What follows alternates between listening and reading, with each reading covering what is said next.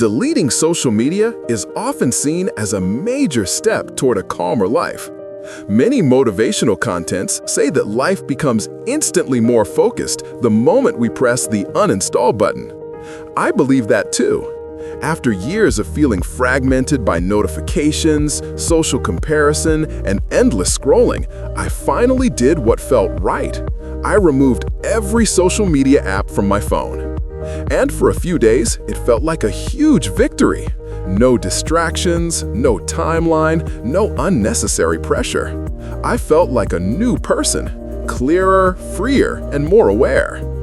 But eventually, I discovered something far more dangerous than social media addiction: the hidden bad habits that quietly appear once we eliminate one source of distraction. A shadow habit, a behavior that looks positive on the surface but slowly eats away at your life from the inside. I thought I was improving myself. Turns out, I was just replacing one form of escape with another.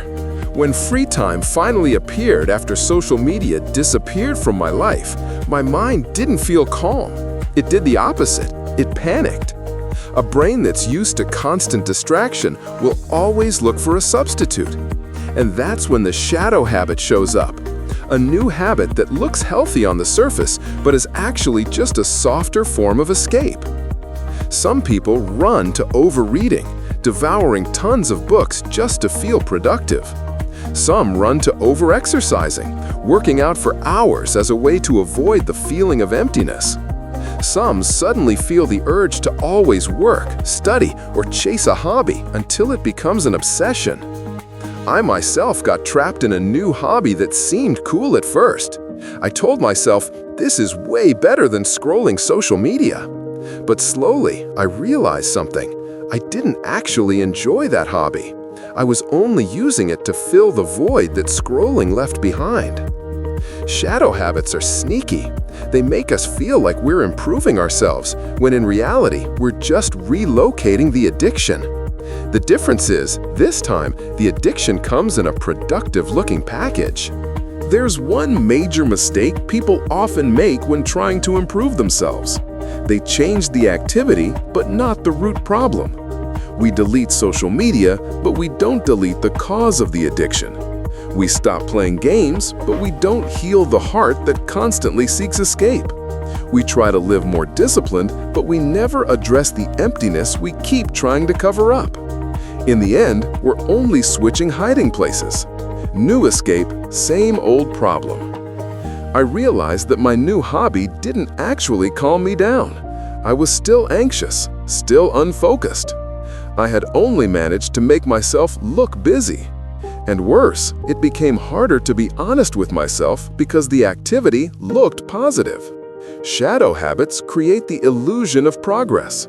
We feel like we're moving when we're actually in the same place. We spend time but never truly heal. We chase something but without a clear direction.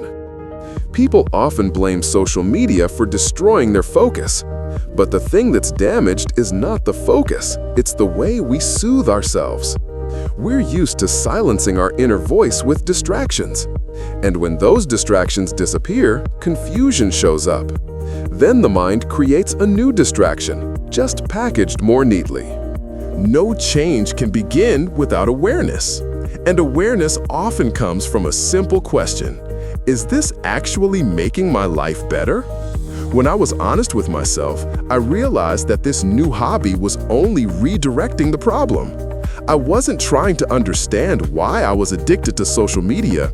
I was just decorating my escape so it would feel more positive. This kind of awareness is uncomfortable.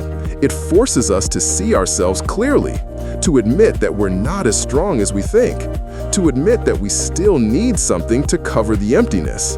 But that discomfort matters, because that's exactly where the door to change opens.